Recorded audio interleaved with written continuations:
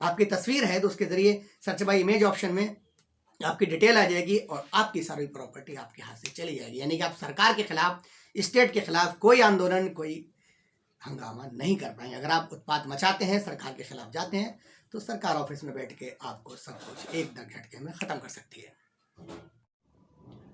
दोस्तों, स्वागत है आप सभी का मेरे इस यूट्यूब मंच पर। मैं सईद खान। दोस्तों, नोट पर लिखा होता है कि मैं वचन देता हूं धारक को 1000 रुपए अदा करने का। यानी कि ये 1000 का नोट, आप इससे 1000 की कोई भी चीज ले सकते हैं। इस पर गवर्नर के साइन होते हैं। लेकिन हुआ क्या, नोटबंदी के बाद मोदी जी ने कहा कि ये नोट आज से कागज हो गए। इसके बाद CEA आया, जिसमें आप सबको कागज दिखाना थे और अपनी नागरिकता साबित करनी थी। दोस्तों, सरकार इससे भी खतरनाक एक बिल लेकर आ रही है कि तमाम लोग अब अपने पेपर ढूंढने में लग जाएंगे। आज मैं इसी बिल की बात करूंगा इस वीडियो में, तो कहीं मत जाइए, चैनल को सब्सक्राइब कर लिए और मैं कोशिश करूंगा इसका पार्ट 2 भी बनाऊं ताकि आप इससे बच सकें।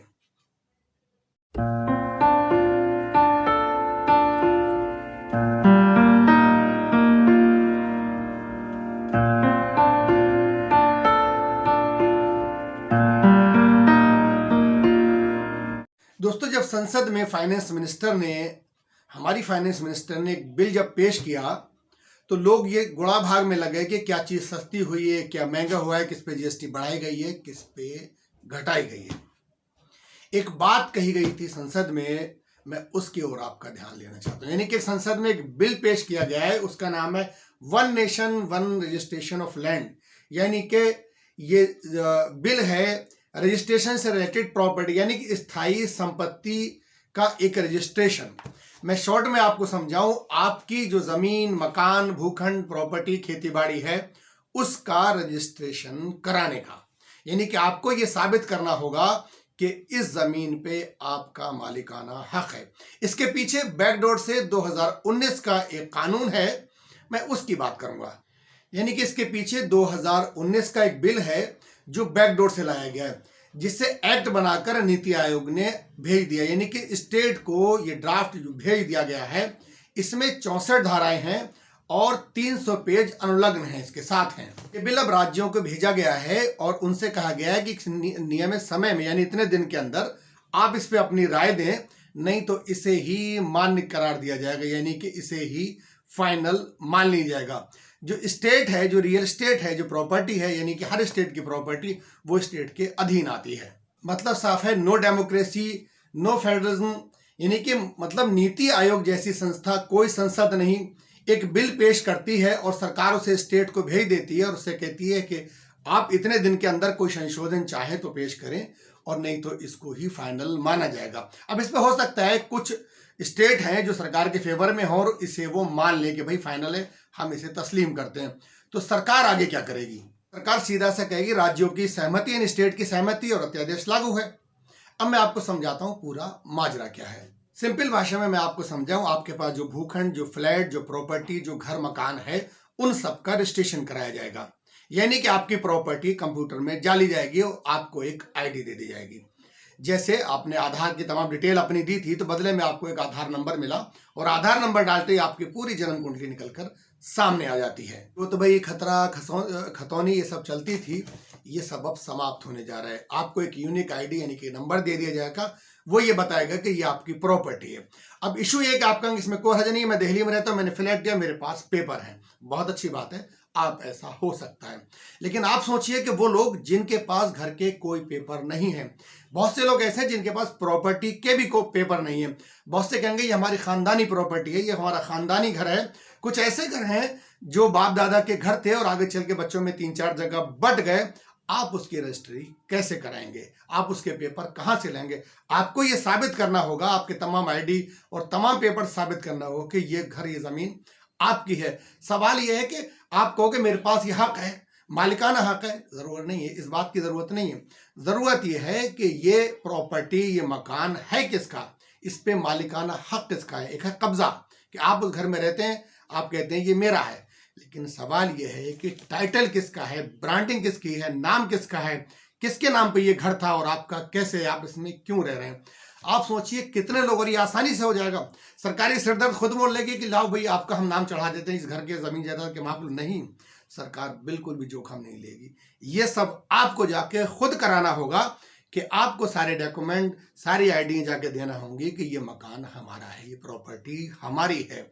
एक बहुत बड़ा विवाद, एक बहुत बड़ा खेल शुरू होने जा रहा है और सरकार ने इसकी गाइडलाइन दी है 2023 कि हम इसको 2023 में इंप्लीमेंट करने जा रहे हैं। आपको प्यार से बुलाएंगे कि आइए आप साबित कीजिए कि ये घर, ये जमीन जो आपके पास है ये आपकी है। कुछ लोग साबित कर भी पाएंगे। आप सोचिए कि जो 200 साल या 400 साल पहले के कागज किसके पास हैं कि जमीन साबित करें या ये साबित करें कि जिस घर में आप रहते हैं ये घर आपका है। क्या ये इतना आसान होगा? जिस तरह से आपने देखा कि एक फैसले ने ये नोट कागज में कन्वर्ट कर दिए कि ये नोट आज से कागज हैं। इसी तरह सीएए में जो लोग एनआरसी और सीएए में उलझे हुए हैं आज भी वो जेलों में हैं। उनमें बेशुमार लोग ऐसे हैं जिन्होंने सरकारी जॉब और आर्मी में जॉब की है लेकिन वो आज तक साबित नहीं कर पाए कि हम भारतीय नागरिक हैं। अब इससे भी बड़ा विवाद है कि आपको ये साबित करना पड़ेगा कि जो प्रॉपर्टी आप बरत रहे हैं, जिस मकान में आप रहते हैं, ये आपका है या नहीं। पेपर आपको दिखाना होंगे, आपको साबित करने को नहीं तो 1 मिनट में आपकी प्रॉपर्टी आपकी नहीं रहेगी। ये घर जिसमें आप रहते हैं, आप कहते हैं मेरा पुश्तैनी घर है, ये घर आपका नहीं रहेगा। कान वो जमीन जो आपने आपसी रसामंदी से आपने घर में ही बैठ के बांट ली थी अपने भाइयों में, या घर बांट लिया था भाइयों में, अब ये कैसे साबित करेंगे कि ये घर, ये जमीन किसकी है? इससे भी बड़ी बात यह है कि कचहरी कोर्ट को इससे बाहर रह गए, यानी कि आप कोर्ट कचहरी के चक्कर नहीं लगाएंगे, आपकी कोई सुनवाई नहीं होगी। वकीलों का इस पूरे खेल में कोई रोल नहीं होगा, अदालत का इस केस में कोई रोल नहीं होगा। लेकिन फिर जब कोर्ट नहीं होगी, हम अपनी बात अदालत में नहीं कह सकते, तो फिर ये मसला कैसे निपटेगा? दरअसल सरकार लैंड डिस्प्यूट अधिकारी नियुक्त करेगी और हर स्टेट में एक अथॉरिटी होगी, टाइटल डिस्प्यूट ऑफिसर होगा और टाइटल जो डिस्प्यूट ट्रिब्यूनल बनाया जाएगा। ये ट्रिब्यूनल, ये अधिकारी आपके मसले को हल करेंगे। आप यहीं तक सीमित हैं, आप उस अथॉरिटी में जाएंगे, अपने सारे पेपर दिखाएंगे, अगर दिखा देते हैं तो बहुत अच्छी बात है, आसानी से आपकी एंट्री हो जाएगी। लेकिन अगर आप साबित नहीं कर पाए कि ये प्रॉपर्टी, ये मकान आपका है, तो आप सोचिए आप कितनी बड़ी मुसीबत में फंस सकते हैं। एक आधार के करेक्शन के लिए आपको कितने चक्कर लगाना पड़ते हैं? क्या वो जो आपके पास डॉक्यूमेंट हैं सरकारी और जो डॉक्यूमेंट प्रॉपर्टी में है उनमें कोई करेक्शन नहीं है, वो इक्वल है और ये बिल्कुल आसानी से हो जाएगा। लेकिन आपको ट्रिब्यूनल में बुलाया जाएगा, लैंड डिस्प्यूट अधिकारी आपको बताएगा कि क्या करना है, आप कर देते हैं तो बहुत अच्छी बात है। देखा होगा कृषि कानून में क्या था कि ये मामला, जो भी कृषि से रिलेटेड जो कानून आए थे उसमें एसडीएम तक ही सीमित था, यानी कि किसान अदालत नहीं जाएगा, अदालत आपकी कोई बात नहीं सुनेगी, सिर्फ आप एसडीएम तक सीमित हैं। आपके जो मसाइल हैं वो एसडीएम तक ही निपटा दिए जाएंगे। वो एसडीएम आपके सुने, वहां मसला निपटे ना निपटे, लेकिन आप जाके अदालत में अपील नहीं करेंगे कि हमारी ज़मीन इसलिए ले ली गई, हमें क्या कहते हैं एमआरपी एमएसपी नहीं मिल रही है, लेकिन आप आगे नहीं जा सकते। सेम इस मसले में भी ऐसा ही है कि आप अदालत नहीं जाएंगे बल्कि ट्रिब्यूनल बना लिया जाएगा, वहीं पर आपका मसला सुनो। अब आपको बताता हूं कि आपकी मुश्किलें बढ़ कैसे रही हैं। इससे क्या होगा कि स्टेट में सरकार, जो स्टेट सरकार है, जिस स्टेट में भी आप हैं, उसका दखल आपके अंदर बढ़ जाएगा। अदालत में आप जा नहीं सकते, आपको एक आईडी इशू कर दी जाएगी। सपोज कहीं को कोई ऐसे तानाशाह यहाँ के बैठ जाते हैं, कुछ ऐसी सरकारें आती हैं जो आपके खिलाफ फैसले लेती हैं, आप आंदोलन करेंगे, आपकी प्रॉपर्टी सरकार आसानी से जब्त कर ले। करना है क्या? आईडीएम जाके जो आपकी आईडी है प्रॉपर्टी की, उसको जाके ब्लॉक कर दिया जाएगा या उसमें नाम को चेंज कर दिया जाएगा। अभी आपने देखो सीए एनआरसी जो हुई थी उसमें यूपी सरकार ने लोगों के घर और मकान कुर्की की और उनको नोटिस भेजे कि जो नुकसान हुए वो उनसे भरपाई की जाएगी। सरकार को ये सब करने की जरूरत नहीं पड़ेगी। सरकार ऑफिस में बैठ के खाली आपकी आईडी खोलेगी, जो कि आपके आधार तमाम डॉक्यूमेंट से अटैच होगी। आपके खाली अगर फेस की इमेज है, आपकी तस्वीर है, तो उसके जरिए सर्च बाय इमेज ऑप्शन में आपकी डिटेल आ जाएगी और आपकी सारी प्रॉपर्टी आपके हाथ से चली जाएगी। यानी कि आप सरकार के खिलाफ, स्टेट के खिलाफ कोई आंदोलन, कोई हंगामा नहीं कर पाएंगे। अगर आप उत्पात मचाते हैं, सरकार के खिलाफ जाते हैं, तो सरकार ऑफिस में बैठ के आपको सब कुछ एक झटके में खत्म कर सकती है। यानी कि सरकार की तरफ से घनघोर घने बादल मंडला रहे हैं। CAA NRC आपके सिर पर है, नोटबंदी आप देख चुके हैं, GST का रिजल्ट आपके सामने है। अब सब नजर है आपकी प्रॉपर्टी, आपके मकान, आपके घर खलियान पर, और ये एक बहुत बड़ा संकट हम सब के सिर पर मंडलाने जा रहा है।